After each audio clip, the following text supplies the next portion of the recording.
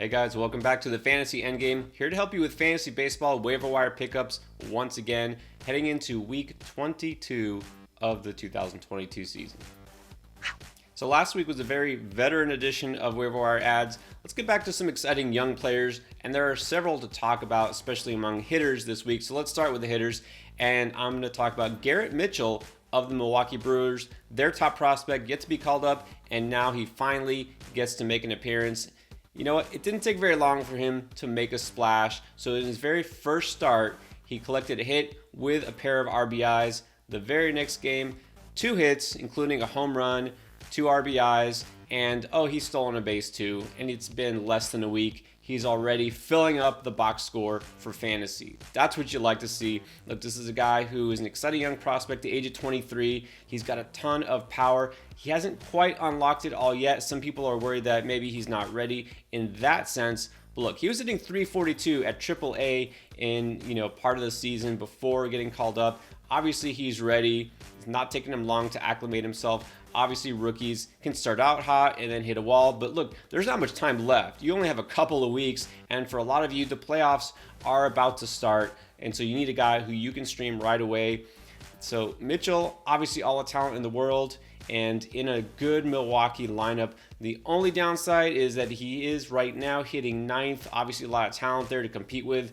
And, if he does slow down, he might get yanked out of lineup.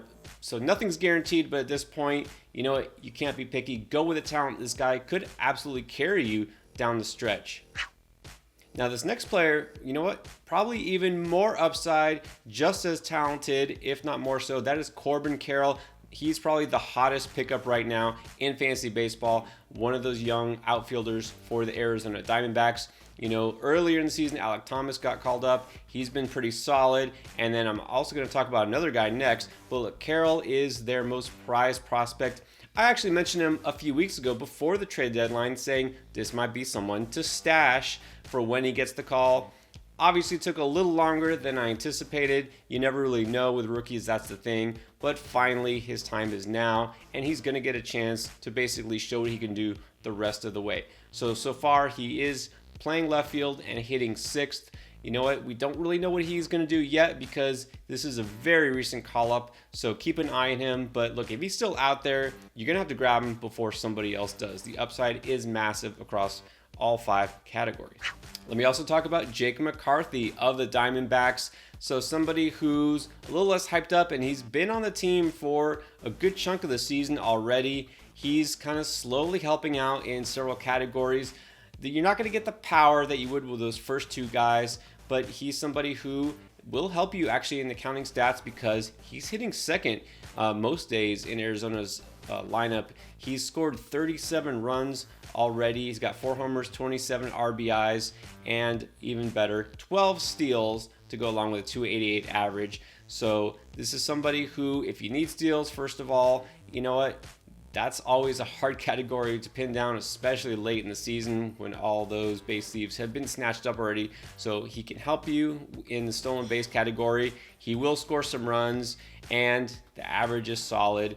You're going to lack a little bit in power, but look, there's not that many 5-tool guys out there at this point. McCarthy has been solid. He's got pretty much an everyday gig wrapped up, and he's doing well lately. He's got 4 RBIs just in the last 3 games. So if you whiff on Carroll, I'd go with McCarthy, or you can add him even if you just need speed. Somebody I actually added in a couple leagues already, one a week ago and the other just today because I was looking at my outfield situation. I needed some speed. He's the guy I'm going to.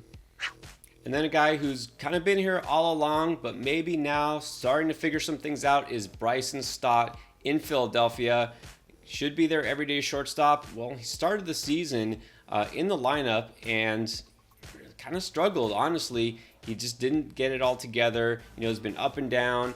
And what happened is just recently, John Segura, who was on the shelf for a while, had a good season himself, a veteran. Well, he talked to Stott, and this is a pretty good story. He told him, you know what? Use your 2-strike approach, and you should try that every pitch, right? Don't wait until you have to defend yourself and, stop being so aggressive.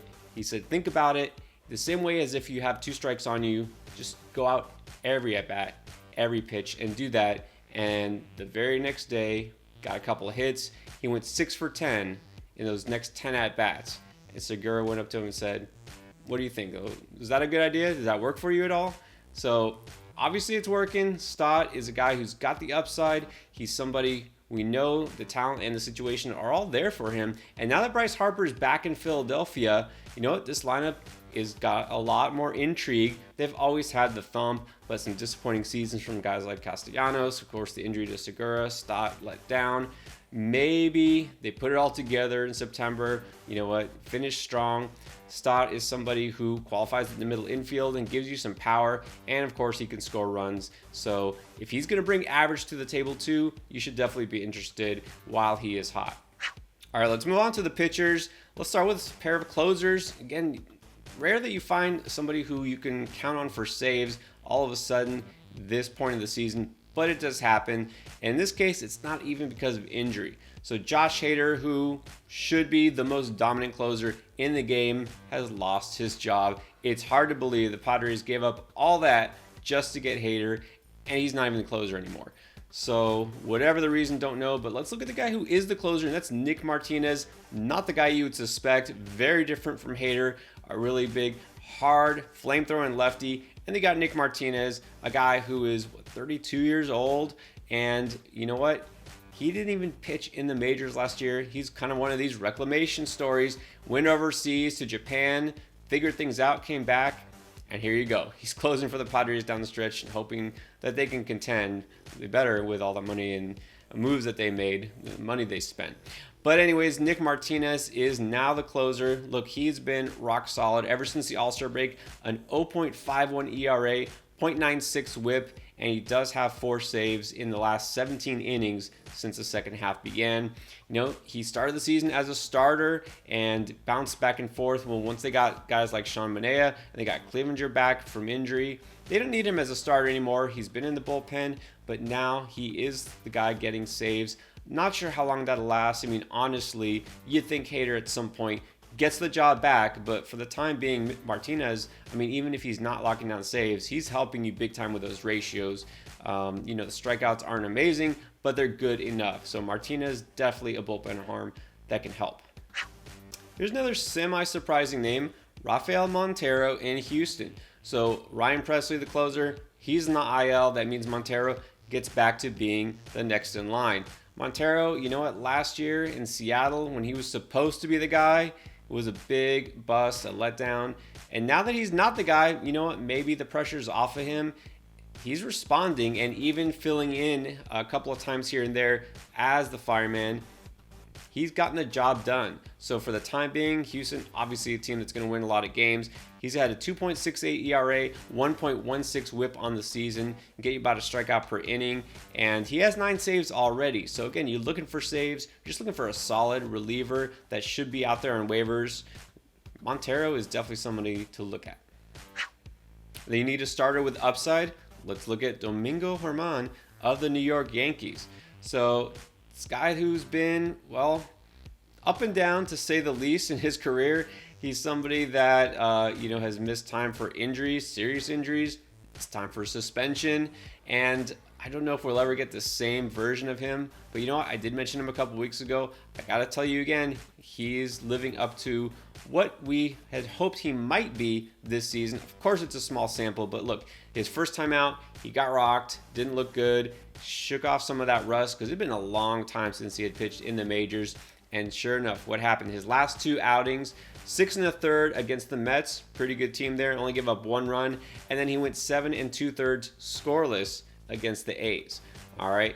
Germán is somebody who can pretty much help you with strikeouts. Again, not going to be, you know, upside of like 30% K rate, nothing crazy like that. But look, he'll get it done with strikeouts. You know he can get wins in New York, assuming the Yankees figure things out. And then he's helping you with ratios. So there's not a lot of starters out there with his kind of upside. I'm not saying we'll ever get the same level of what we got from him a couple of years ago, but clearly he's showing that he is ready. The rust is gone.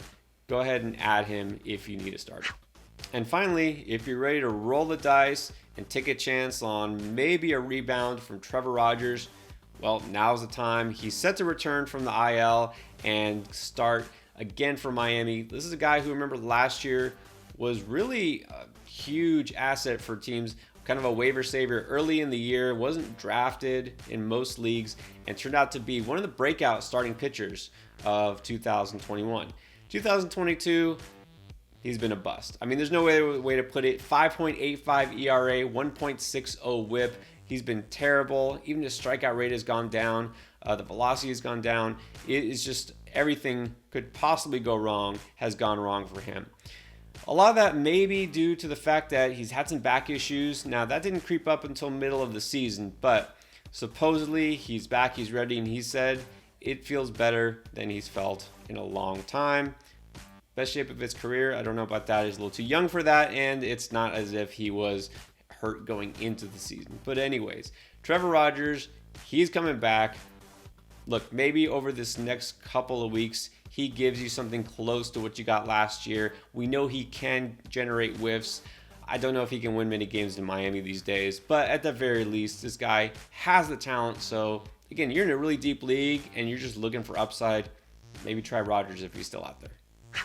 All right, those are my waiver wire picks. Hopefully this helps. Guys, check us out every single week. Here to help you win at fantasy baseball all the way through the end. Finish strong.